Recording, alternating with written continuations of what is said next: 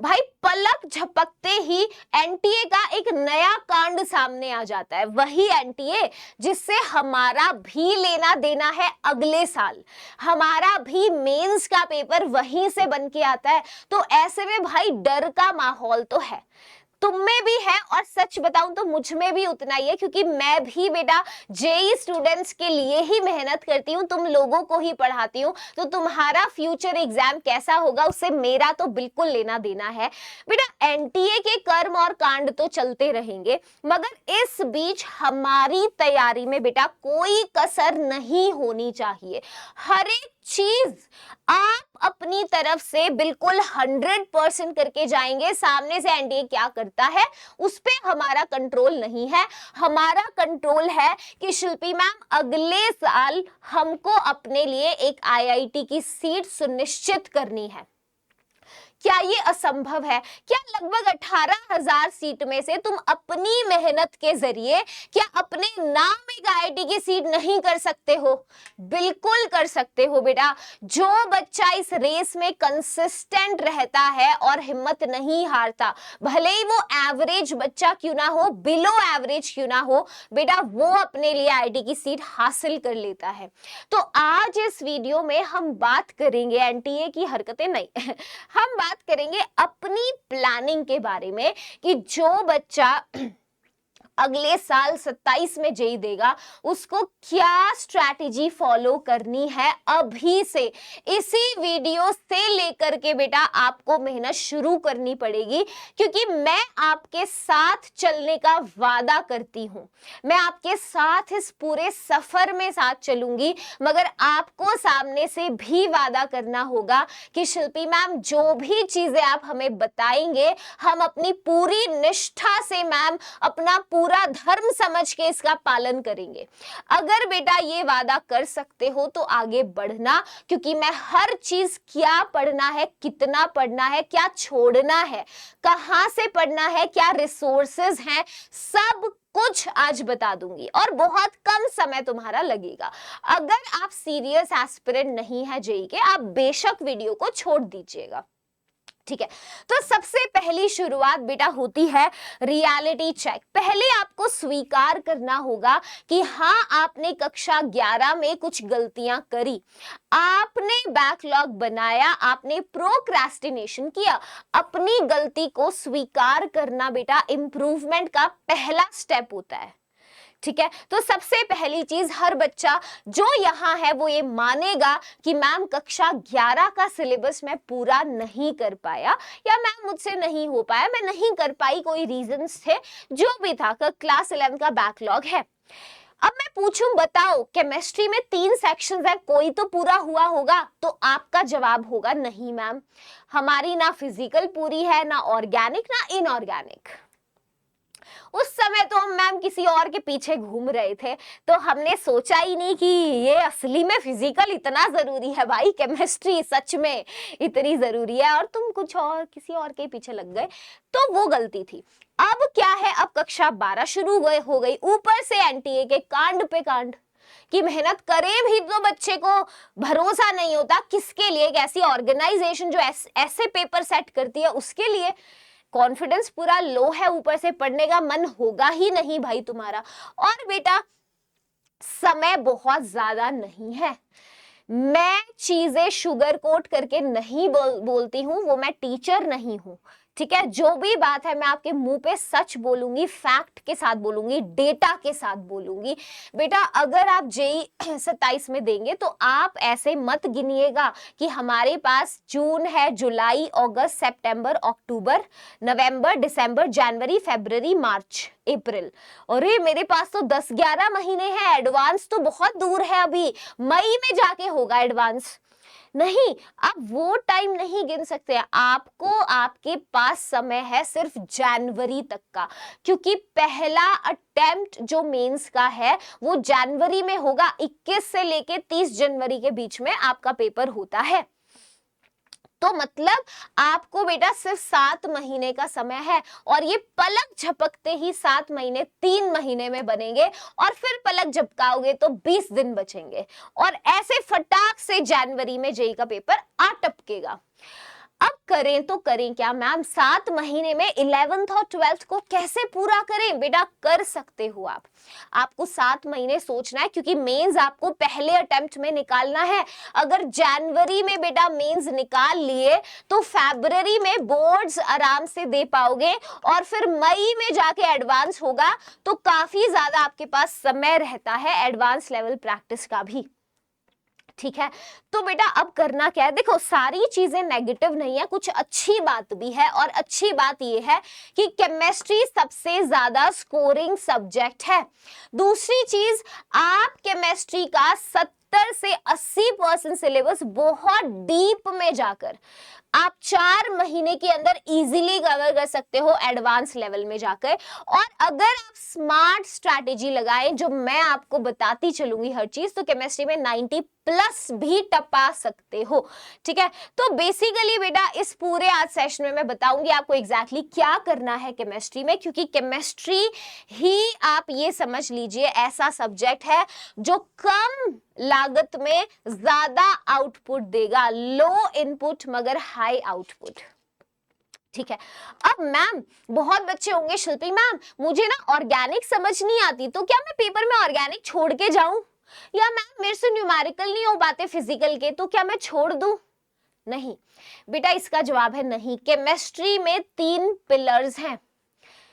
जब आप घर बनाते हैं तो आपको पता है आप घर की नींव कमजोर नहीं रख सकते, है ना, या ऐसा नहीं कर सकते आपने एक ही पिलर डाला, 2 पिलर में चलो कॉम्प्रोमाइज कर लेते हैं, नहीं, वो बिल्डिंग स्ट्रांग नहीं होगी जिसका फाउंडेशन ही स्ट्रांग नहीं है, है ना, जिसमें आपने पिलर्स ही नहीं लगाए हैं। तो अगर केमिस्ट्री की बात करें तो 3 पिलर्स हैं, तीनों में बेटा मास्टर लेवल करना होगा। अगर आईआईटी जाना चाहते हो तो आपको केमिस्ट्री को तो गले लगाना होगा। समझ गए? तो देखो फिजिकल केमिस्ट्री और ऑर्गेनिक का लगभग बराबर सा ही वेटेज होता है, 35% टाइपिश, मतलब 25 सवाल अगर मेंस में है तो उसमें से मान लीजिए 8-9 सवाल फिजिकल से और 8-9 सवाल आपके ऑर्गेनिक से रहते हैं। बाकी थोड़ा सा, क्योंकि इनऑर्गेनिक का सेक्शन थोड़ा सा कम है, अगर मेंस लेवल की बात करें उसमें काफी चैप्टर डिलीटेड है, ब्लॉक केमिस्ट्री वगैरह, तो 30% आपकी इनऑर्गेनिक है। तो मोटा मोटी हमें ये तीनों ही पिलर्स को स्ट्रॉन्ग करना होगा, और फिजिकल, ऑर्गेनिक, इनऑर्गेनिक को। ठीक है, अब दिक्कत है मैम, दिक्कत ये है मेरे पास तो कक्षा 11 का सिलेबस भी पेंडिंग है, अब मैं क्या करूं? तो बेटा मैं तुम्हें फेज वाइज गेम प्लान बता रही हूं, और ये यकीन मानो ये आखिरी मौका समझो बेटा, एक मौका है तुम्हारे पास अभी भी, जिसे आईआईटी पहुंचने की रेस में तुम अभी भी हो, और अगर आज से इस प्लान को फॉलो कर लिया तो अपने लिए सीट के और करीब आते जाओगे।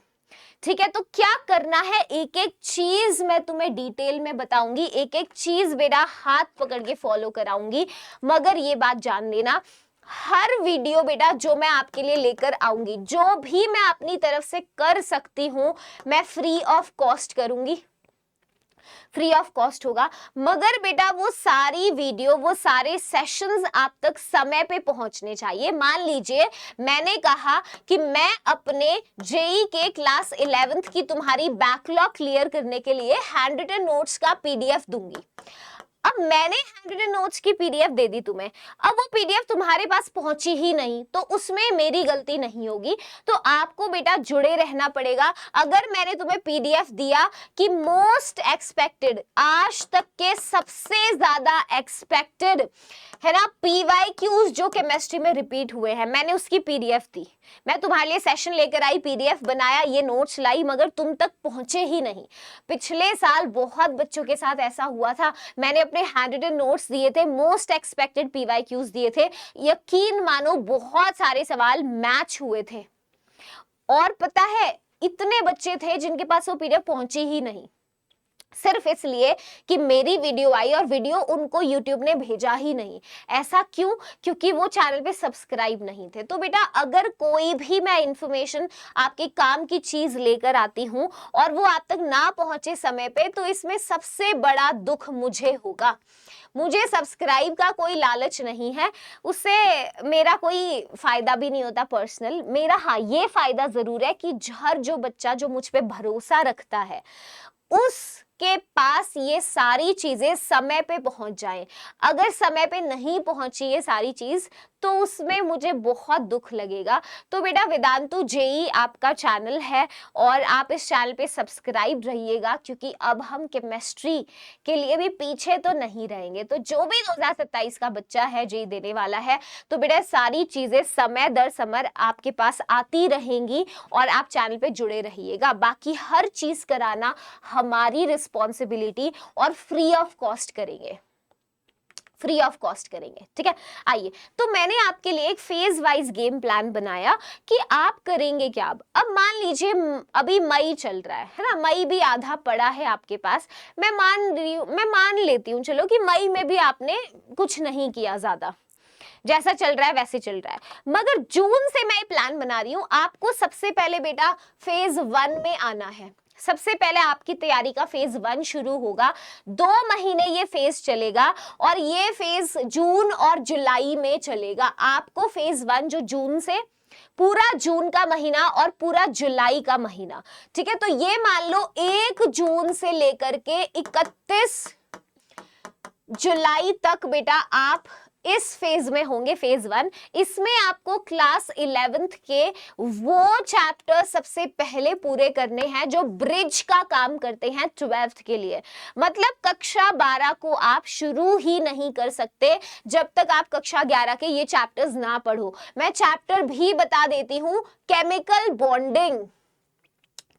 बॉन्डिंग, जनरल ऑर्गेनिक केमिस्ट्री और बेटा मोल कॉन्सेप्ट। ये तो 3 चैप्टर्स मैंने बताए, the most important chapters of class 11th, the most. इसके बिना आप क्लास 12th की ऑर्गेनिक भूल जाइए। बॉन्डिंग मोल कॉन्सेप्ट के बिना आधी चीजें नहीं केमिस्ट्री में समझ पाएंगे, ठीक है। तो इट्स वेरी इंपॉर्टेंट। तो सबसे पहले आपको 2 महीने में क्लास 11th के सबसे ज्यादा इंपॉर्टेंट चैप्टर्स को कवर करना है, जिनका वेटेज भी ज्यादा हो। पहले ये 3 टारगेट करने हैं, उसके बाद आपको थर्मो भी करना है, ऑर्गेनिक में हाइड्रोकार्बन्स। पीरियोडिक टेबल नहीं लिख रही, उसमें ज्यादा समय नहीं लगता, ये चैप्टर्स करेंगे। और साथ साथ बेटा 2 महीने हैं तो क्लास 12th के इंडिपेंडेंट टॉपिक्स करेंगे। वो कौन है? क्लास 12th में एक चैप्टर है बायोमोलिक्यूल्स, सॉल्ट एनालिसिस। बेटा ये एक तरीके से इंडिपेंडेंट चैप्टर है, इनमें थोड़ा याद करना पड़ता है, कुछ चीजें रटने वाली होती हैं, तो ये चीजें करेंगे। तो पहले 2 महीने में आपकी प्रायोरिटी है कि आप अपने फाउंडेशन को रीबिल्ड करेंगे। जून और जुलाई में ये चलेगा। ये फेज 1 है। फेज 1 अगर आपने पूरा कर लिया, इसमें मैं साथ दूंगी, सब कुछ मैं कराऊंगी, अपने हैंड रिटन नोट्स दूंगी, 1 शॉट सेशंस लूंगी, बहुत सारे क्वेश्चंस कराऊंगी। चैनल पे सब्सक्राइब रहना, जुड़े रहना, ताकि समय पे तुम्हारे पास वीडियो आए, ठीक है। फिर बेटा फेज 2 आएगा आपकी तैयारी का, जो 4 महीने का फेज होगा। ये होगा अगस्त से लेके नवंबर तक, अगस्त, सितंबर, अक्टूबर, नवंबर। अब ये 4 महीने होंगे, असली द रियल ग्राइंड स्टार्ट्स है, ठीक है। यहां ग्राइंडिंग होगी तुम्हारी, जिसमें तुम्हें बेटा क्लास 12th का सिलेबस पूरा करना होगा। You have to practise all the chapters of class 12th और बेटा बैकग्राउंड में क्लास 11th का रिवीजन करते रहना है। क्लास 11th का रिवीजन 4 महीने है, काफी है। और क्लास 12th का आपको सिलेबस करना है with high level topics, high level question practice also, ठीक है। कॉन्सेप्ट को डेप्थ के साथ साथ आपको क्वेश्चन प्रैक्टिस करनी होगी। 4 महीने आपको ये करना है, तो टोटल 6 महीने में आप एक ऐसे स्पॉट में आ जाएंगे जहां बिल्कुल एक तरीके से कंटेंट जो आपका कॉन्सेप्ट था वो तैयार हो चुका होगा। फिर बेटा आखिरी फेज आएगा, 1.5 से 2 महीने का ये फेज होगा, जिसमें हमारी रिवीजन और मॉक ड्रिल स्टार्ट हो जाएंगी, ठीक है। मॉक ड्रिल स्टार्ट होंगी जनवरी। अब ये कौन से फेज में चलेगा, इसका मैं थोड़ा टाइम ही बदल देती हूँ। ये आप लेंगे दिसंबर से बेटा जनवरी, जब तक एग्जाम पूरा नहीं होता, दिसंबर से जनवरी लगभग 1.5 महीना है। इसमें हम इतनी प्रैक्टिस करेंगे, इतने सारे सवाल सॉल्व करेंगे कि हम खुद ही देख के सोचेंगे, मैम शिल्पी मैम क्या कर रहे हो, ये सवाल तो मैं आपके साथ मैम 11 बार कर चुका हूं, फिर से आप ऐसे क्वेश्चंस करा रहे हो। मतलब इतनी पहचान तुम्हें सवालों की हो जाएगी, इतनी प्रैक्टिस हम करेंगे।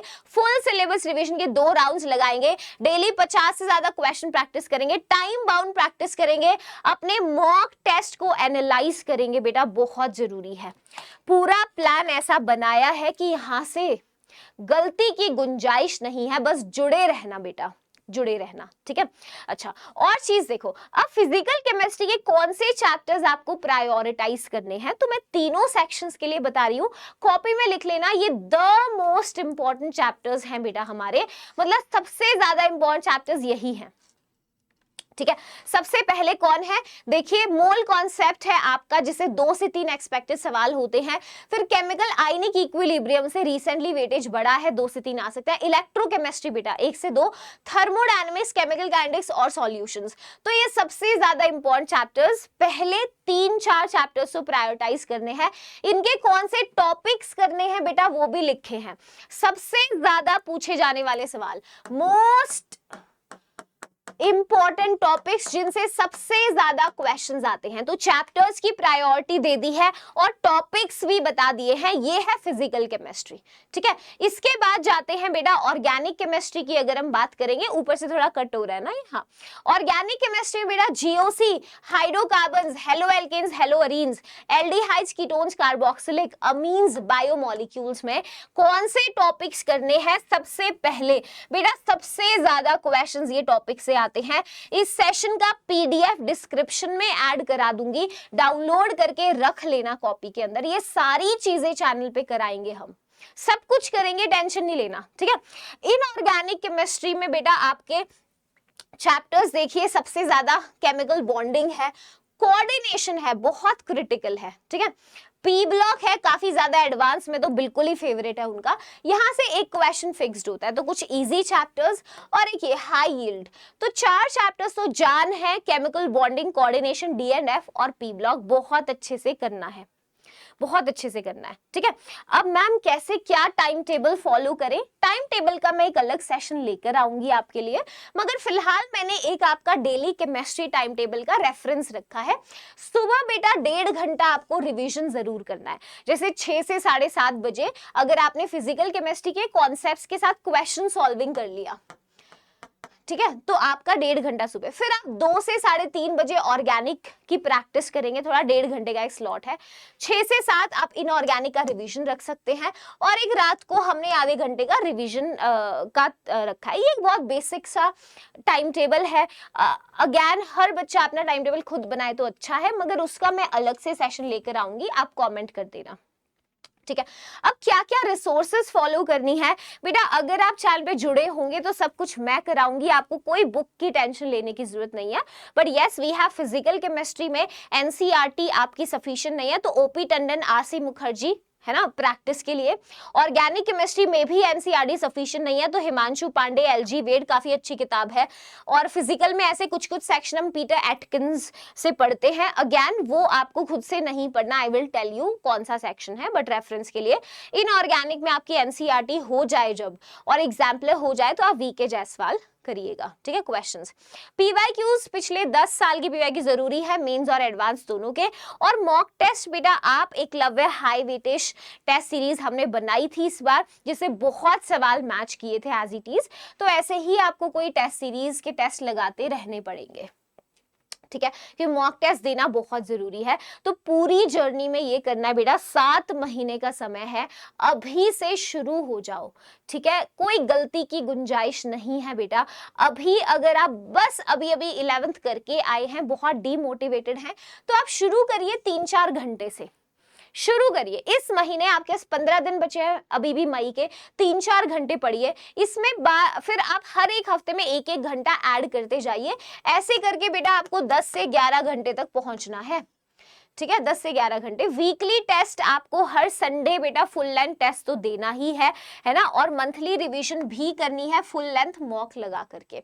It is very important. और बाकी चैनल पे जुड़े रहो, बहुत अच्छे से हम सारी चीजें इस चैनल के ऊपर करेंगे, ठीक है। तो अगला वीडियो मैं बना दूंगी on timetable that you have to follow, और किताबों के ऊपर कौन सी बुक्स फॉलो करनी है, सेपरेट वीडियो। कोई और अगर तुम्हें लगता है जरूरत है, हम जानना चाहते हैं मैम हमें प्रॉब्लम है, तो बेटा कमेंट करके जाइएगा, ठीक है।